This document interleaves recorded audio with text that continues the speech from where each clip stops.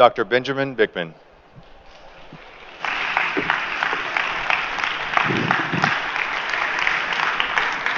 Thank you, Brian. Thanks for the invitation. And thank you, Robin, for managing the talent so well throughout all this preparation. I'm thrilled to be here. This is a new sort of venue for a person like me. I'm a scientist and a professor, so I'm normally giving talks to other scientists, but these opportunities to speak to people who are actually more interested in science than many of the scientists I know are quite enjoyable for me. So I'm thrilled to be here. I'm thrilled in particular to share with you some of the research that I've found and have done in my own laboratory with regards to how the cells regulate mitochondria, particularly how ketones and insulin resistance play into that. And what I need to do on the front end as I go through the introduction phase of this brief talk is just hopefully give you an idea of why this matters, why the mitochondria matter at all. So I am a professor scientist at BYU, high up in the Rocky Mountains, beautiful, much better skiing than Austin. Now, I do also need to disclose very briefly, I'm involved in Insulin IQ, which is an effort to educate people. It's nonprofit. We just share information about the relevance of insulin resistance in chronic disease. And insulin resistance and bioenergetics, mitochondrial function, that's my research focus as a scientist. And I've ventured into this other space, this best fats, where we make a low-carb, high-fat shake for now. Anyway, those are the two websites if there's any interest. So let's get right into the story then. By way of introduction, the mitochondrion itself, the singular or the plural mitochondria, that's the main character in this story. And I want you to care about it. We need healthy mitochondria. All of the cells in our body, except our red blood cells, have mitochondria, and the mitochondria have to work well for the cell to work well. It is essential to normal, healthy cellular physiology and, by extension, healthy whole body physiology. The mitochondria are essential. If the mitochondria aren't working well, mayhem ensues. You'll have problems of cardiovascular health like atherosclerosis or cardiomyopathy, the heart muscle itself actually failing. You can also have cognitive brain disorders. You can have muscle wasting or joint disorders and myriad other problems. So these are all consequences of when the mitochondria doesn't work well. And of course, of interest to most people who are on ketogenic diets, what pulls most people, and not all, but most, will be gaining healthy body weight. And so thus, many people want to talk about, I hope you do, I certainly do, and am going to, talk about the relevance of mitochondria in the context of metabolic health. Now, as a scientist, my academic background was a PhD in bioenergetics, which means I spent a lot of time trying to learn about the mitochondria, how they work, why they're relevant. But I also resent somewhat the way people talk about metabolism and metabolic function. So very briefly, let's make a common ground of what metabolic function means. What does metabolism mean? Well, metabolism is the sum of two processes happening in any cell at varying rates all the time. In other words, metabolism is the sum of catabolic reactions and anabolic reactions. Catabolism and anabolism. And catabolism are the processes that are interested in breaking things down. And of interest here, for example, breaking down lipids and glucose for fuel, the main catabolic fuels. We're breaking them down. The mitochondria is breaking these things down in order to, in the end, actually let anabolic reactions happen. But I'll get back to that in just a moment. So anabolic reactions are interested in building things up. And I just have a very simple example of that here on this little paradigm that we'll come back to from time to time. So anabolic reactions take the simple building blocks like carbon, for example, and it will turn it into a lipid. It'll turn it into a glucose molecule. It can help make new proteins. So all of these things are the anabolic reactions, coupled or matched with catabolic reactions. But how? Anabolic reactions are not cheap. It takes the cell a lot of energy to create something new from basic building blocks. So it does this by matching what a catabolic reaction creates and then using that to build or to fuel the anabolic reactions. And the way the body does this is catabolic reactions, as we're breaking down nutrients like lipids and glucose, will create a molecule called ATP. And ATP is really, for lack of a better term, energetic currency. It's the way the cell will then pay for an anabolic reaction. And so catabolic reactions produce ATP. ATP can then be used to fuel the anabolic reactions, which again, they're expensive. They take energy. They demand something from the cell, and ATP is that something.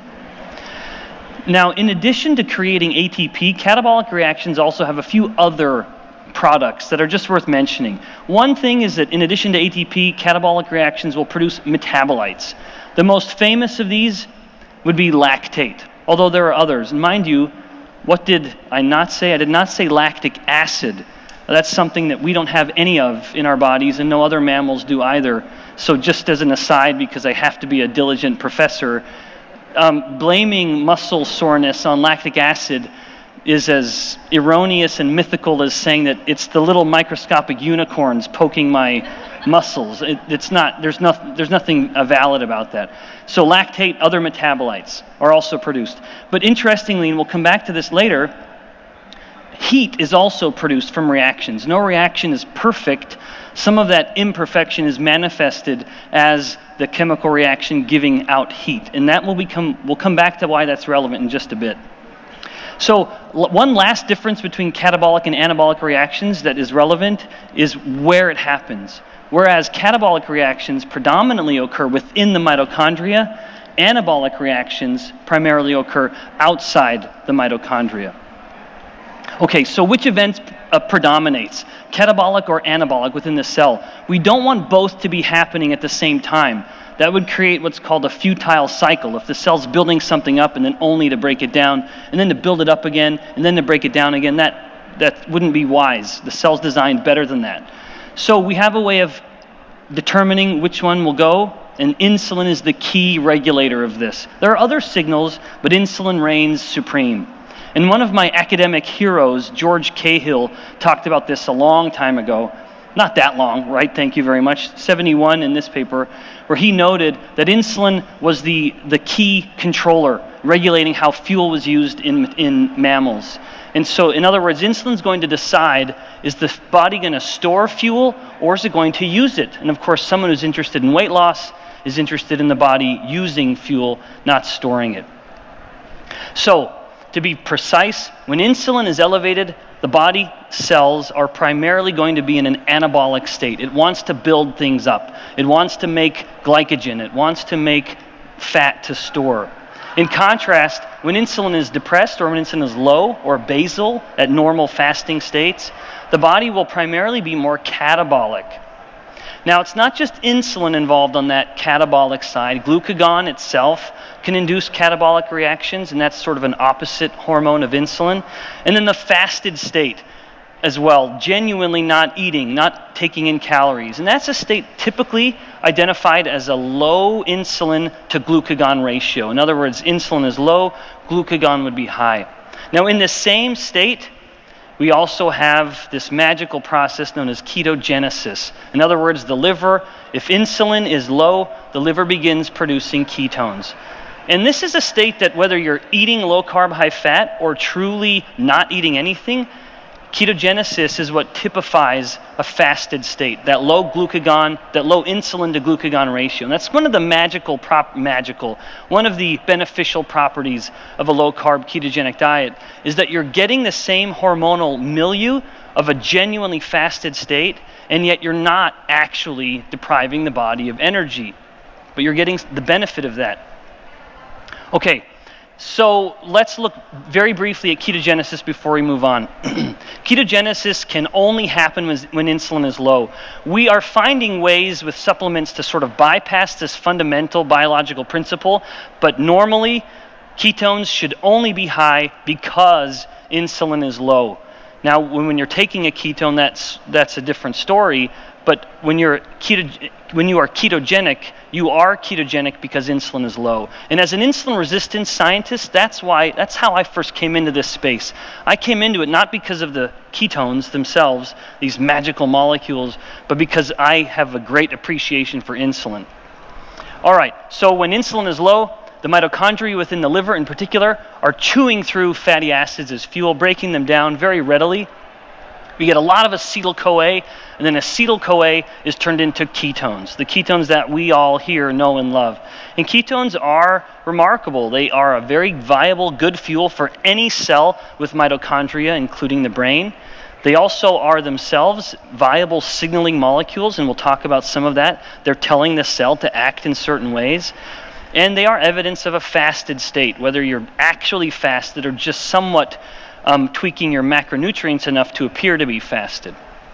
So that's all introduction. I've introduced you to the three key players being the mitochondrion, insulin, and ketones.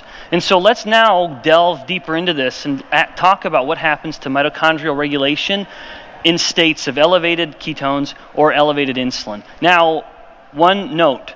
When I'm talking about as we go through, we'll define what I mean by mitochondrial regulation and mitochondrial physiology. And we'll look at how these regulate mitochondrial number, how they regulate the shape or the morphology of the mitochondria, and then how they regulate mitochondrial function.